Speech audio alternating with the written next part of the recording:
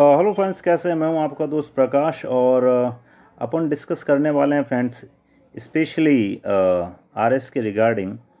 RS prelims I hope इस बार अक्टूबर नवंबर में प्रस्तावित हैं, तो उसके रिगार्डिंग जितने भी प्रीलिम्स के पेपर्स हुए हैं उनको अपन अभी डिस्कस कर रहे हैं। तो मैंने स्टार्ट किया है 1991 से, जो अभी लेटेस्ट से लेटेस्ट आपका मिल जाएगा आपको। मतलब इससे पहले वाले पेपर इतने रिलेवेंट नहीं हैं। इसमें भी हम वो सेक्शन डिस्कस करेंगे जो कोर जीके के हैं, करंट अफेयर हैं, तो उसको अपन ज़्यादा तवज्जो नहीं देंगे।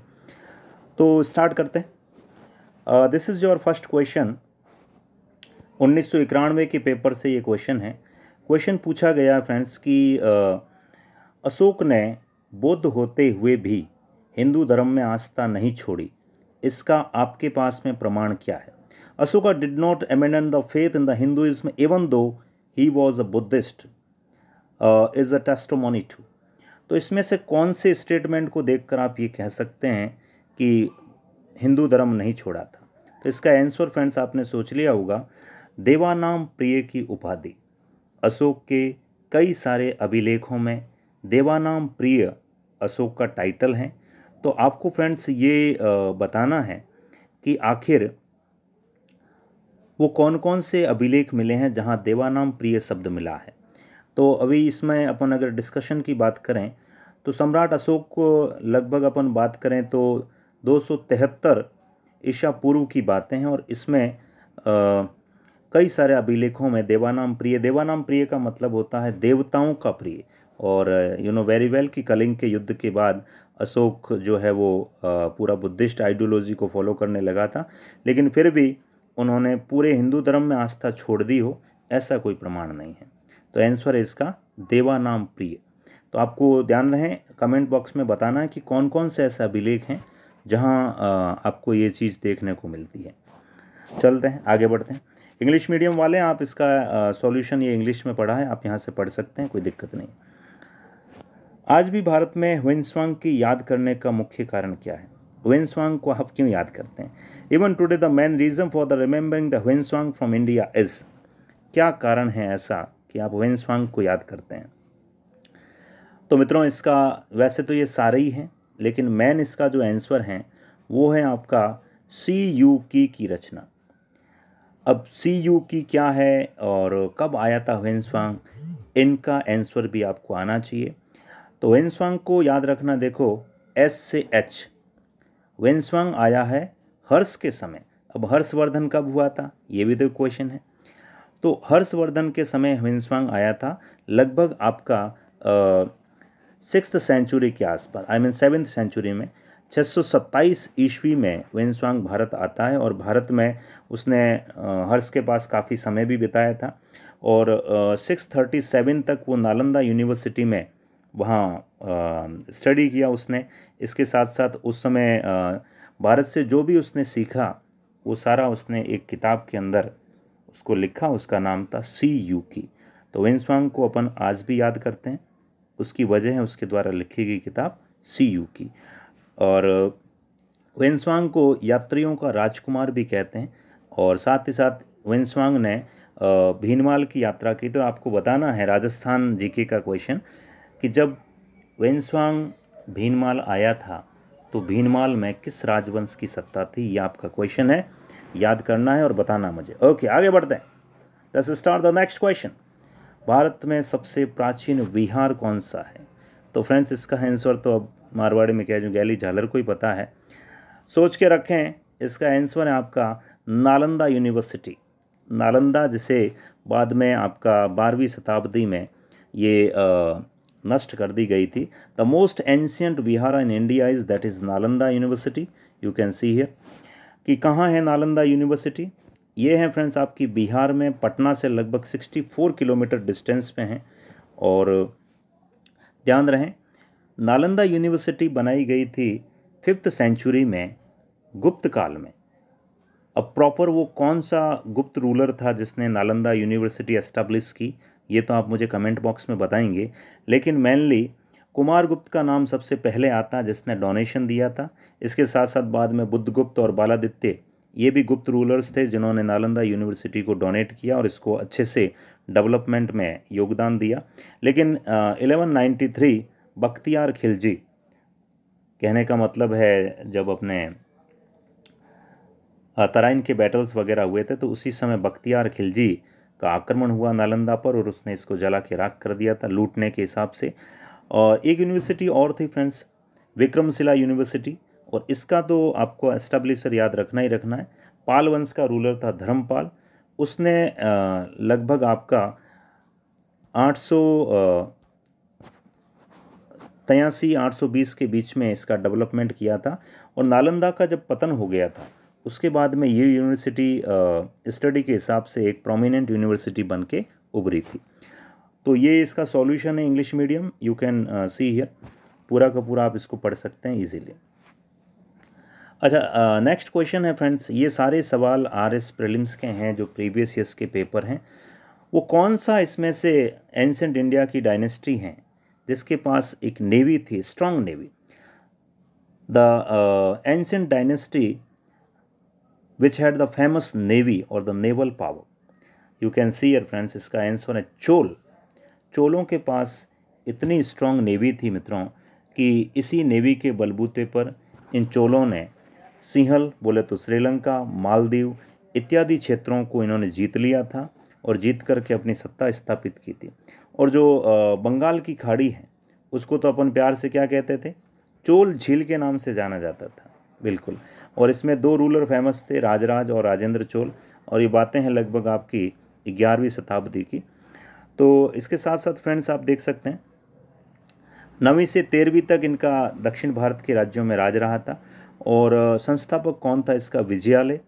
चोल जो है वो चोलों का उद्भव दो कालों में हुआ है। एक तो था कराई काल के चोल जो पुराने चोल थे, दूसरा इसका जो ब्रांच आई थी वो विजयालय के समय 1850 के आसपास एस्टेब्लिश हुई थी। साथ इनकी जो कैपिटल थी वो तंजौर में है। तंजावुर अभी कहाँ है आपको बताना कमेंट बॉक्स में। और इन्होंने एक नई राजधानी भी स्थापित की थी, गंगकोंड चोलमपुरम, जो पश्चिमी बंगाल के आसपास गंगा के तट पे थी। यानी दक्षिण भारत का वह एंशिएंट डायनेस्टी जो उत्तर भारत में गंगा नदी तक पहुंचा था तो वो यही था आपका चोल। और संगम काल में चोलों की राजधानी उरेयूर थी। ये संगम वाला जो मैं बता रहा हूँ ना, इस समय इनका चोलों का जो रूलर था वो आपका वो कराई काल वाला चोल राजवंश था, बिल्कुल। आगे बढ़ते हैं मित्रों। तो नेक्स्ट क्वेश्चन है फ्रेंड्स आपका 1991 का, हमारे स्प्री का पेपर डिस्कस कर रहे हैं कि ऐसी कौन सी चीज़ है इसमें से जो आपको मौर्य काल से आप उसको नोटिस कर सकते हैं। What is the work of present municipal administration which is going on since the time of Mauryan era? ये गलत मिसप्रिंट है यहाँ पे। तो अब आप सोचिए इसमें क्या हो सकता है। आंसर है फ्रेंड्स इसका जन्म और मृत्यु का पंजीकरण। अब ये क्या था फिर देखो, बात है आपके मेगस्थनीज की। मौर्य काल में मेगस्थनीज आया था और मेगस्थनीज ने एक किताब लिखी थी जिसका नाम था इंडिका। इस इंडिका बुक में मेगस्थनीज ने कई सारी बातें डिस्कस की हैं और उसमें एक चीज़ ये भी बताई है कि उस समय नगर पालिकाओं का जो मुखिया हुआ करता था उसको नागरक या पुरमुख्य कहा जाता था।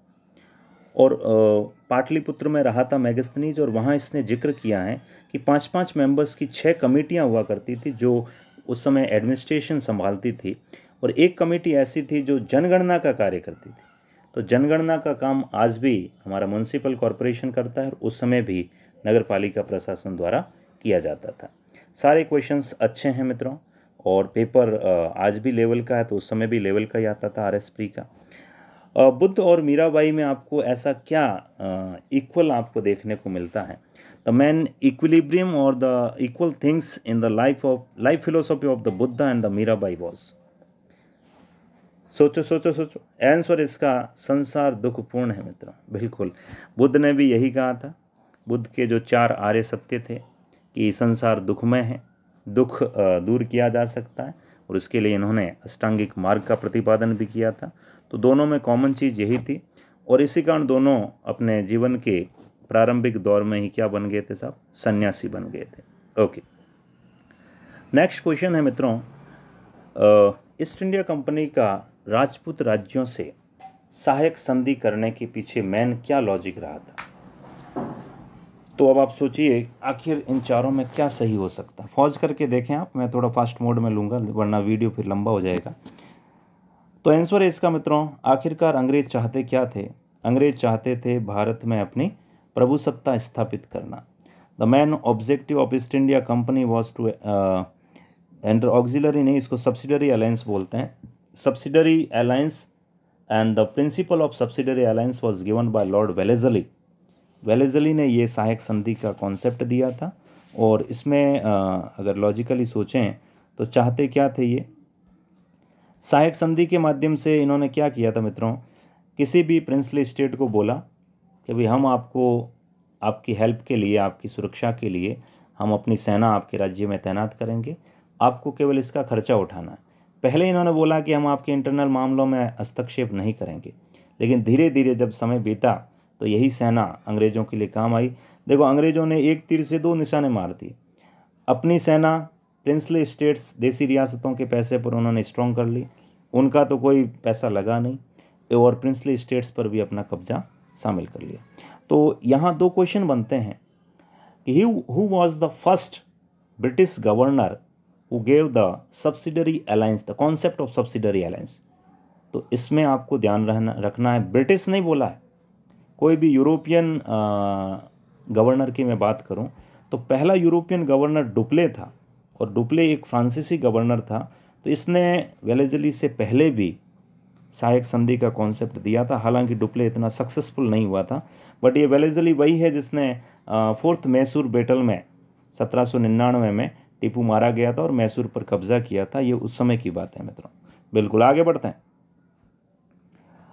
हल्दी घाटी के बैटल में आखिरकार अकबर जो है क्या चाहता था, सोचो। इसका सीधा सा आंसर है, अकबर जो है वो राणा प्रताप को अपने अधीन लाना चाहता था। Bringing the Rana Pratap under him, ये उसकी मुख्य लालसा थी। इसका मुख्य उद्देश्य कोई क्षेत्र जीतना या कब्जा करना नहीं था। मेन मुद्दा यही था कि वो जो है वो राणा प्रताप को झुकाना चाहता था, क्योंकि राणा प्रताप उस समय नॉर्दर्न इंडिया का एक प्रोमिनेंट रूलर था, और राणा प्रताप को झुकाने का मतलब था उत्तर भारत में हर शासक के दिल में एक डर बिठा देना कि अकबर ही सब कुछ करेगा साहब।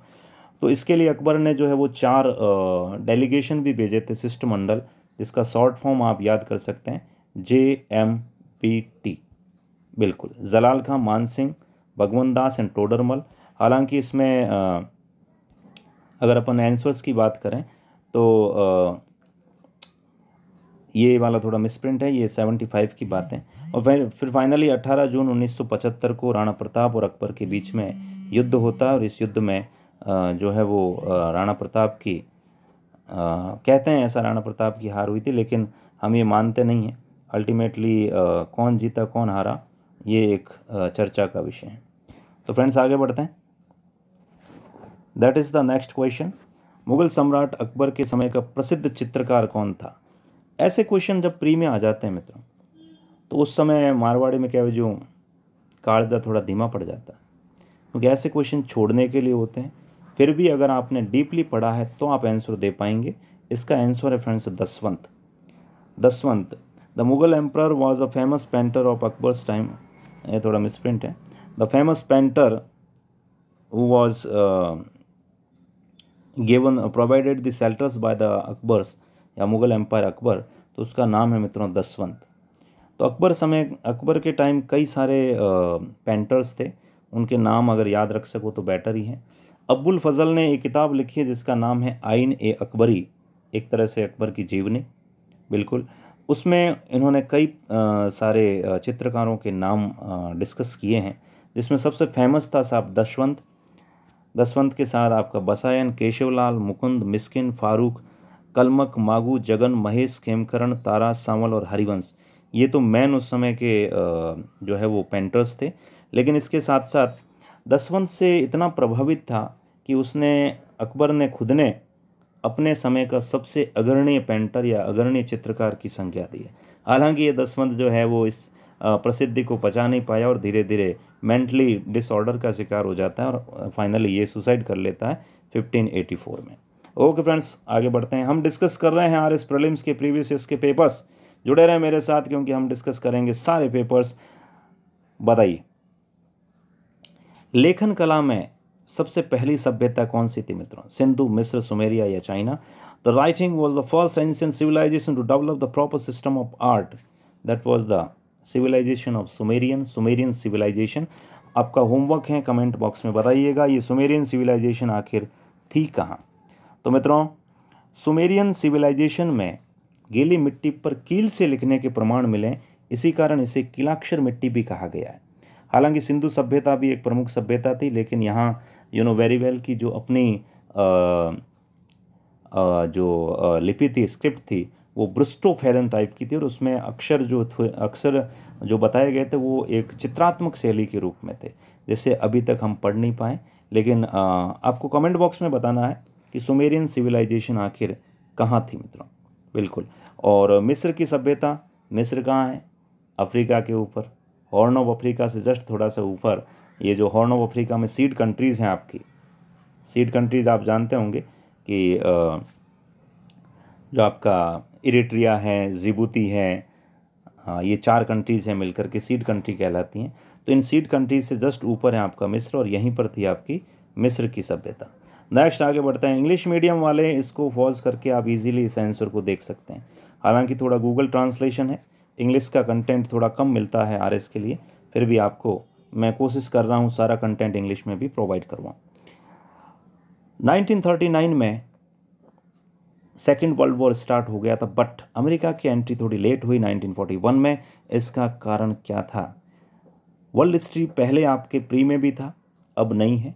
हालांकि मेंस अगर आपने तैयारी की है मेंस की, तो मेंस में अपना वर्ल्ड हिस्ट्री है और उसके अंदर अमेरिकन क्रांति भी है। और हालांकि second world war, first world war भी है, उसके इफ़ेक्ट्स हैं हमारे मेंस में। तो उससे अगर आप आंसर दे सकते हैं तो आंसर इसका पर्ल हार्बर पर किसका हमला? जापान का हमला। तो मित्रों मैं बता दूं थोड़ा सा डिस्कशन कि देखिए, जो फर्स्ट वर्ल्ड वॉर हुआ था वो हुआ था 1914 से लेकर 1918 तक। इस वर्ल्ड वॉर में भी अमेरिका की एंट्री 1917 में हुई थी, क्योंकि अमेरिका ने कभी भी जानबूझ करके ना तो फर्स्ट वर्ल्ड वॉर में भाग लिया गया और ना सेकंड वर्ल्ड वॉर में। फर्स्ट वर्ल्ड वॉर में जर्मनी ने जब इसकी पनडुब्बियों को जर्मनी की पनडुब्बियों ने जब अमेरिका के किसी नेवल विंग को डुबा दिया, तो उस वजह से ये गुस्सा होकर के फिर फर्स्ट वर्ल्ड वॉर में जर्मनी के खिलाफ लड़ा था। और रही बात सेकंड वर्ल्ड वॉर की, तो सेकंड वर्ल्ड वॉर में भी 1941 तक ये युद्ध में शामिल नहीं हुआ, बट जापान ने ज़बरदस्ती जाकर के पर्ल हार्बर पर हमला किया। कई सारे यूएसए के जो एयरफोर्स के विमान थे उनको तबाह कर दिया था, मतलब आधे पौन घंटे की कार्रवाई में खूब सारा नुकसान पहुंचाया और फिर उसका बदला लिया उसने। याद करिए, Hiroshima Nagasaki, little boy and fat bomb. या बताइएगा मुझे कब हुआ था आखिर परमाणु बम का हमला जापान पर?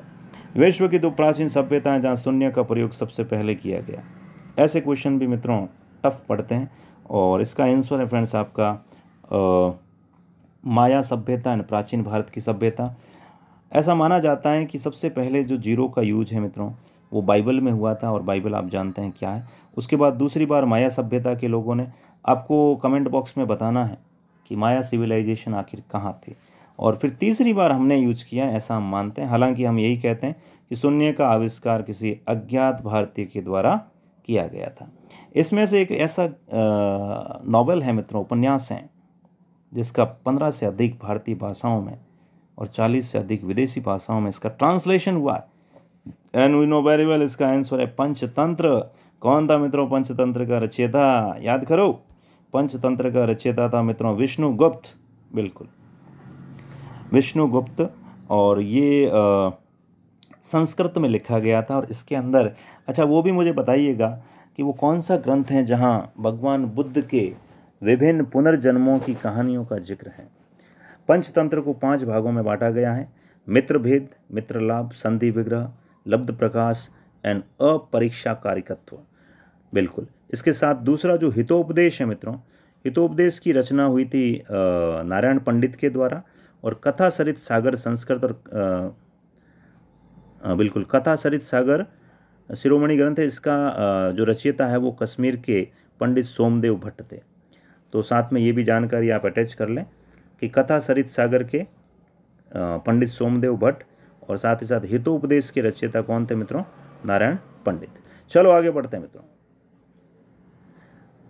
या this is the next question, RS prelims का ही क्वेश्चन है। ईस्टर मनाने के पीछे क्या लॉजिक हो सकता है? सोचो सोचो सोचो, टाइम कम है, कम ऑन। तो इसका आंसर है फ्रेंड्स आपका कि इसी दिन माना जाता है कि ईसा जो है वो पुनर्जन्म लेकर के वापस आए थे। हालांकि ईस्टर कब मनाया जाता है ये आप मुझे कमेंट बॉक्स में बताएंगे, और क्या वजह थी ईसा को सूली पर लटकाने की ये भी आप डिस्कस करिएगा। लेकिन अभी फ़िलहाल क्वेश्चन डिस्कस हो चुका है, हम आगे बढ़ते हैं। बिल्कुल,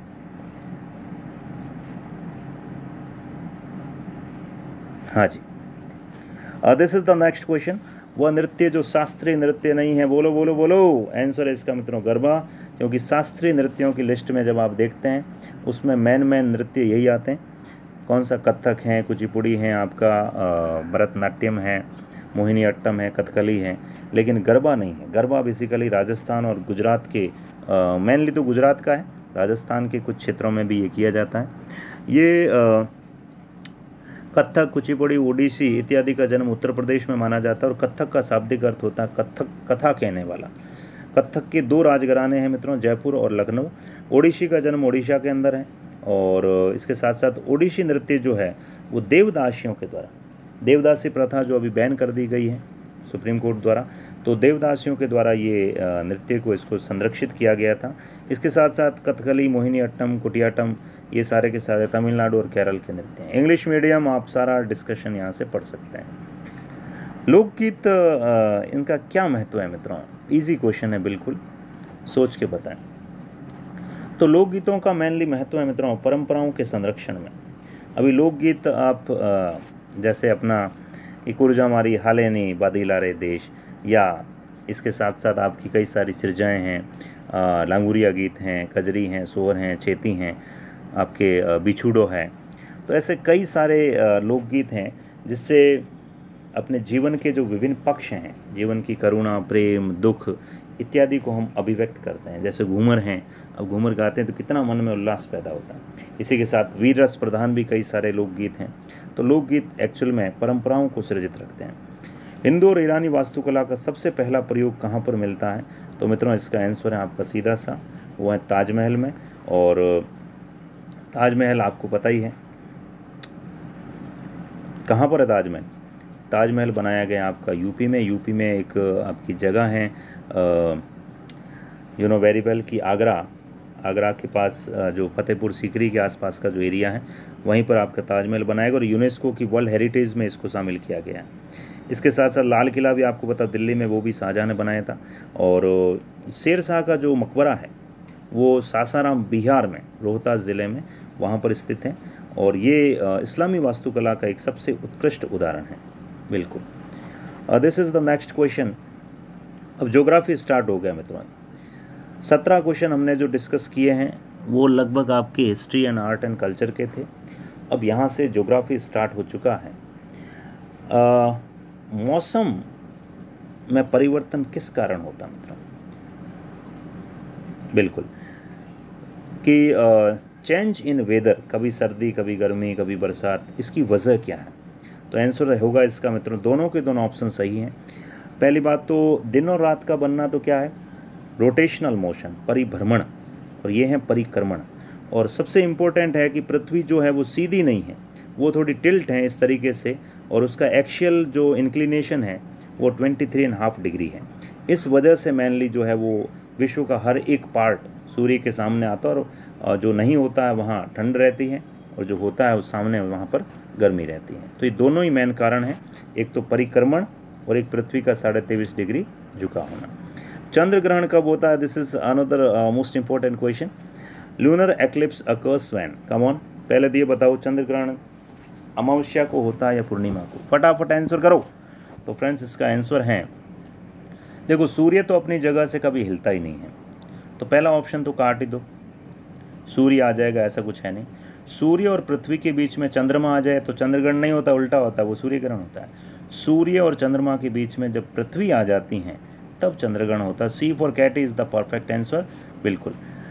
और नॉर्मली ये पूर्णिमा को होता है। हालांकि चंद्र ग्रहण की अलग अलग चंद्र कलाएँ होती हैं, और वो समय के अकॉर्डिंग चेंज होती रहती है। तो इसका आंसर था फ्रेंड्स आपका A for C for cat was the perfect answer. बढ़िया। एक्चुअल में होता क्या है कि जब सूर्य तो स्थिर है, लेकिन चंद्रमा से आगे यानी सूर्य और चंद्रमा के बीच में, सपोज इस टाइप से अगर मैं इसको डिस्कस करूं तो थोड़ा सा इसमें, ये सूरज है अपना फिक्स है, अभी ये चांद आ गया पीछे और बीच में आ गई आपकी अर्थ, तो पृथ्वी बीच में आएगी तो ये जो सूर्य का प्रकाश इसको क्या कर लेगी, रोक लेगी, और ये यहाँ पर प्रकाश यहाँ तक पहुँच नहीं पाता, क्योंकि चंद्रमा एक प्लेनेट है, मतलब उपग्रह है बोले तो इसका वैसे भी इसके पास खुद की तो लाइट है नहीं। ग्रह और उपग्रह इनके पास अपनी लाइट तो होती नहीं, ये जो है वो सूर्य से चमकते हैं, तो सूरज का प्रकाश मिलता है, और जब प्रकाश बंद हो जाएगा तो ग्रहण की स्थिति बनती है। भूटान के साथ हाल ही में, हालांकि थोड़ा सा क्वेश्चन पुराना है, पर भूटान के साथ कौन सा इसमें से बांध हमने अभी बनाया है, तो इसका आंसर है चुक्का बांध। और ये चुक्का बांध हम ऑलरेडी भूटान को अब सुपुर्द कर चुके हैं, 1974 की बात है, इतना रिलेवेंट नहीं है अभी क्वेश्चन, लेकिन ये ध्यान रखना दुलहस्ती परियोजना अभी चर्चा में रही है, और ये चिनाब नदी पर जम्मू एंड कश्मीर पर है। ये भी बताना मुझे सिंधु की सबसे बड़ी सहायक नदी कौन सी है। Come on, this is the next question.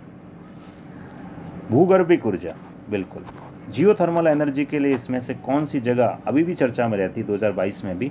Answer है मित्रों इसका मणिकर्णम। और मणिकर्णम कहाँ है, ये हिमाचल प्रदेश में सिचुएटेड है, और हिमाचल प्रदेश का स्पेशली कुल्लू जिला जो है वो इसके लिए फेमस है। एक चीज़ और बताएंगे आप मुझे कि जियोथर्मल एनर्जी क्या होती है पता आपको। ये जैसे पृथ्वी का धरातल है, तो चूँकि आपको पता है अंदर सियाल, सीमा, निफे या फिर crust mantle core, and you know very well कि क्रस्ट का जो लोअर पार्ट है, मेंटल का अपर पार्ट, वो स्टेनोस्फीयर एक पिघली हुई अवस्था में है, तो अत्यंत गर्म है टेम्परेचर यहाँ पर, और ये एनर्जी जो है वो यहाँ पर जो है वो बाहर आती हैं, और इसी एनर्जी को कंजर्व करके भूतापीय ऊर्जा के रूप में उत्पादन किया जाता है। इसके लिए एक घाटी भी फेमस है, बताएंगे मुझे। पूगा घाटी, मैंने नाम बता दिया है। Puga valley is famous for the geothermal energy production, but what is the location of Puga valley, ये आपको कमेंट बॉक्स में बताना है। ओके, आगे बढ़ते हैं। This is the next question. Next question है आपका, इनमें से कौन सा जोड़ा सही है। बरौनी असम, आंध्र प्रदेश विशाखापत्तनम, महाराष्ट्र कोयले, उड़ीसा हल्दिया। तो फ्रेंड्स इसका आंसर है आपका विशाखापत्तनम। कौन नहीं जानता है, सब कोई पता है, लेकिन बाकी वाले तीनों ऑप्शन भी मैं बताऊंगा। बरौनी एक्चुअली कहाँ है मित्रों, बरौनी बिहार में। ये सारे के सारे जो है वो रिफाइनरीज़ हैं, शोधन केंद्र हैं।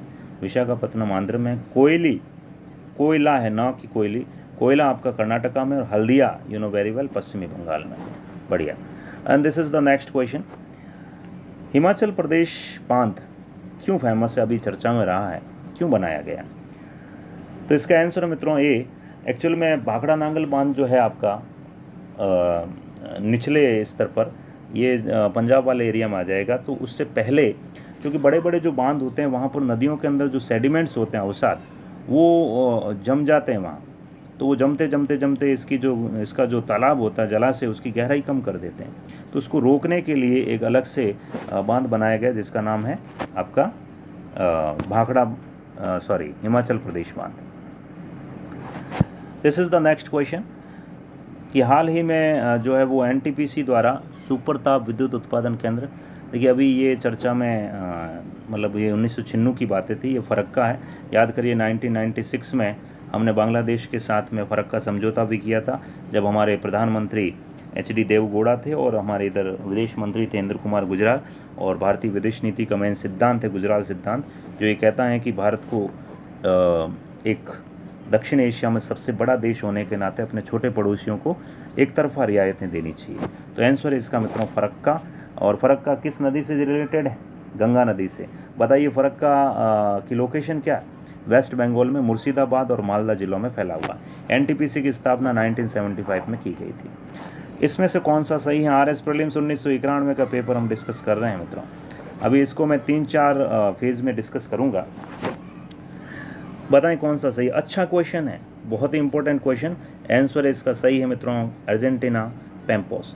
तो जो कीनिया है, कीनिया में कैंपोस नहीं कहते हैं, कीनिया वगैरह में तो सवाना है। USA के अंदर आपका स्टेपीज नहीं है। USA में कौन सा प्रेरीज हैं, स्टेपीज तो रशिया और आपका यूरोपियन कॉन्टिनेंट्स का जो मिडल पार्ट है वहाँ पर। और रही बात आपकी वेनेजुएला में, तो वेनेजुएला में अपन इसको कहते हैं कैंपोस। तो इसका अपन डिटेल सॉल्यूशन यहाँ देख सकते हैं, ये पढ़ा। ब्राज़ील और वेनेजुएला के आसपास इसका नाम है कैंपोस। ये सब घास के मैदान हैं। पंपास अर्जेंटीना उरुग्वे, सवाना आपका केन्या तंजानिया में, और स्टेपिज पश्चिमी रूस और मध्य एशिया के साथ साथ यूरेशिया में भी। बिल्कुल। इनमें से कौन सा जोड़ा सही है फ्रेंड्स, तो बताइए फटाफट। ये इनकी कैपिटल्स हैं। वेनेजुएला के लिए न्यूजीलैंड, क्राइस्टचर्च, जायरे, किसानसा। बिल्कुल, C for cat is the perfect answer. बिल्कुल, वेनेजुएला की काराकास है मित्रों, न्यूजीलैंड की वेलिंगटन है, जायरे की किसानसा है, और आइसलैंड की रेजियाविक। दुनिया की सबसे नॉर्थ मोस्ट, सबसे उत्तरतम राजधानी जो है वो रेजियाविक है, आइसलैंड की। वोल्गा नदी कहाँ गिरती है, तो बिल्कुल फर्जी क्वेश्चन था ये। वोल्गा नदी आपकी कैस्पियन सी में गिरती है। आप इस आंसर पे मत जाना, ये आंसर जो है वो मिसप्रिंट हो सकते हैं, बट मैं जो बोल रहा हूँ उस पर फोकस करना। तो वोल्गा नदी कैस्पियन सागर में गिरती है, और वोल्गा नदी यूरोप की सबसे लंबी नदी है, ध्यान रहे। बिल्कुल, कहाँ से निकलती है, वल्दाई की पहाड़ियों से निकलती है और धीरे धीरे आपकी कैस्पियन सागर में गिरती हैं। बाकी ध्यान रखना, कैस्पियन सागर की खास बात, उत्तर में इसके सैलिनिटी कम है, लवणता कम है, लेकिन दक्षिण में लगभग 140% तक इसकी लवणता पाई जाती है। और रही बात आपकी अरल सागर की, तो ये कजाकिस्तान और उज्बेकिस्तान जो सेंट्रल एशिया के देश हैं वहाँ पर है। अरल सागर में कौन सी दो नदियाँ गिरती हैं, अमू दरिया एंड सिर दरिया। ओके। दक्षिणी आल्प्स की पर्वतमालाएं, ओहो अच्छा क्वेश्चन है ये। क्वेश्चन वापस रिपीट हुआ है, 91 में आया है और 2018 के पेपर में वापस पूछा गया प्री में। तो दक्षिणी आल्प्स की पर्वतमालाएं मित्रों आपकी सिचुएटेड हैं न्यूजीलैंड में, ध्यान रहे। तो देखो बात करते हैं, एक मिनट।